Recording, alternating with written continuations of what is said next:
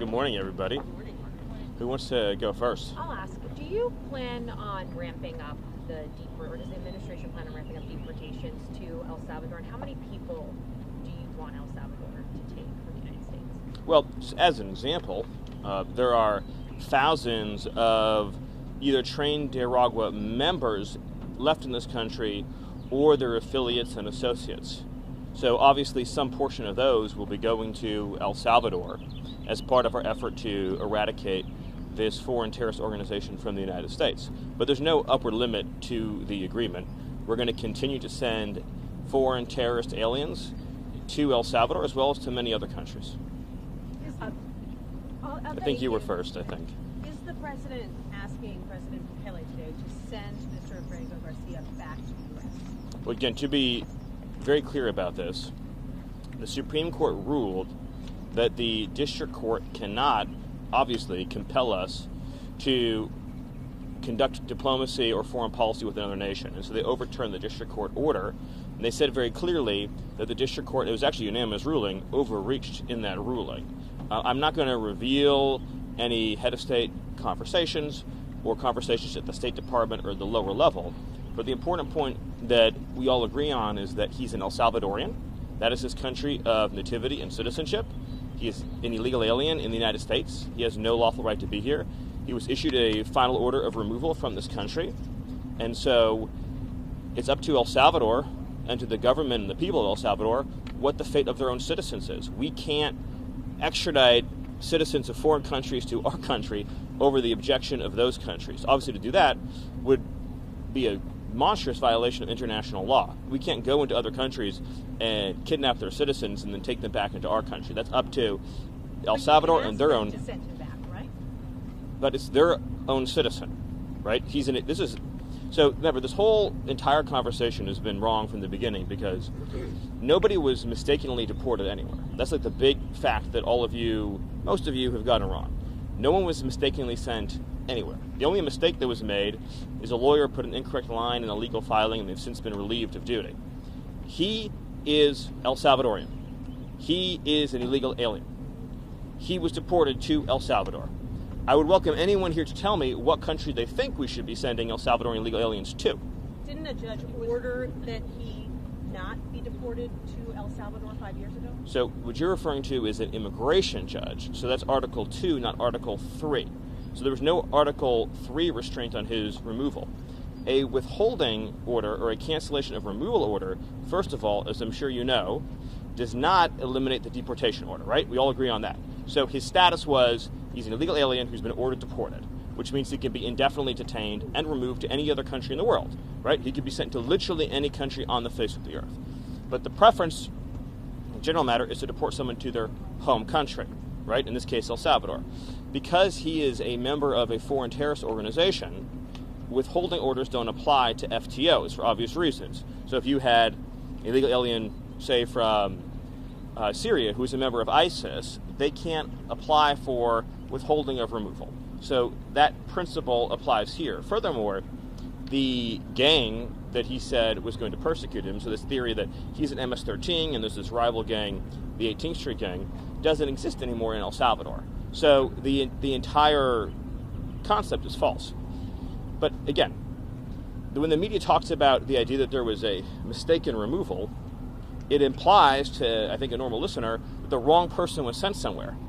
He's an illegal alien from El Salvador. Where was he sent? To El Salvador. Where does he belong? In El Salvador. Right? He belongs. Sending someone home and sending them into a prison that they could remain. It is up to El Salvador how to handle the process for their own citizens.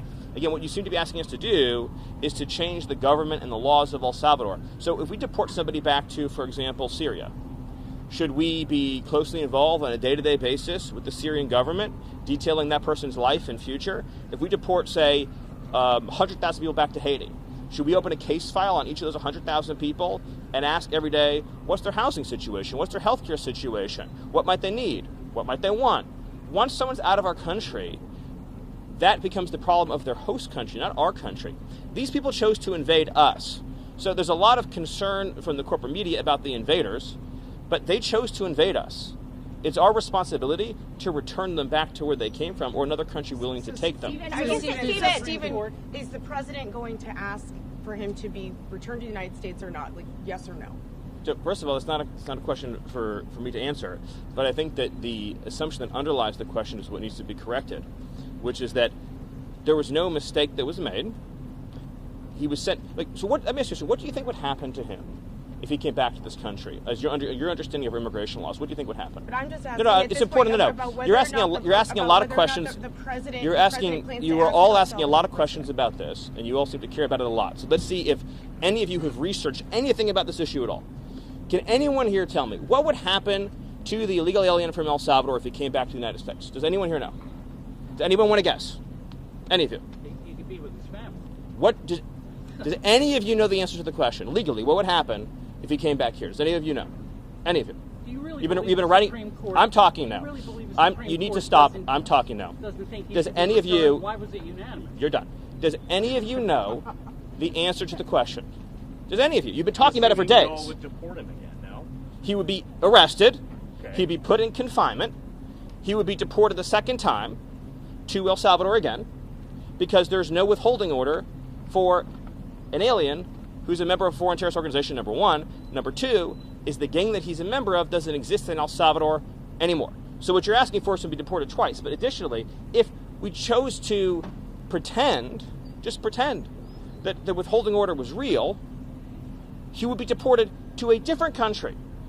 So, for example, he could be deported to Egypt. So I'm just trying to understand, is it your view, in other words, you have to find a country that would be willing to take a MS-13 member from El Salvador. So I'm trying to understand from you all is, so if he came back and under our laws he was then deported to Egypt or to Somalia, would you then be saying, great, I'm so glad that you deported him to another country? Is that what you'd all be saying? Like, do you understand our immigration laws at all? But the premise of your question, the gentlemen, the return, guys, do you know the difference between a deportation order and a withholding order? Do you know the difference? Any of you, please. Do you? Well, we're not in the government. But you couldn't even spend 72 hours over the weekend learning the distinction, even though you've been writing and talking about it this whole time. Everyone just raise this, please. Just raise your hand. Does any of you know the difference between a deportation order and a withholding order? How do you know that he's a member of MS-13? The White House has repeatedly said according to intelligence. According to our government and his government. In other words, his government has confirmed based on their own intelligence that he's a member of MS-13. First of all, do you dispute that he's an illegal alien? What's that? Do you dispute that he's an illegal alien? No. Okay. And do you dispute that as an illegal alien, we have the right to deport him? Going through And he went through the legal process. So I want to be very okay. What I'm getting from this conversation, which is educational for me, is that not one person in the media knows the difference between a deportation order and a withholding order. Is that a fair statement? You're learning about this all for the first time right now? I guess so. Okay. So a deportation order means the judge has said he must be deported from the country. He has no right to remain here any longer. He must be removed from the country.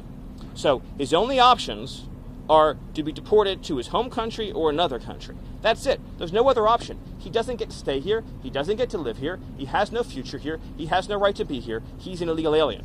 So when you keep saying return, because you've been spun up by the open borders advocates, you all seem to be operating under the illusion that he would be able to come to the United States and just continue to live here illegally. That's not an option available to him. His only choices in life are to live in El Salvador or to live in another country. That's it. There's no other option, legally or otherwise, because he came to our country illegally. Do you understand that?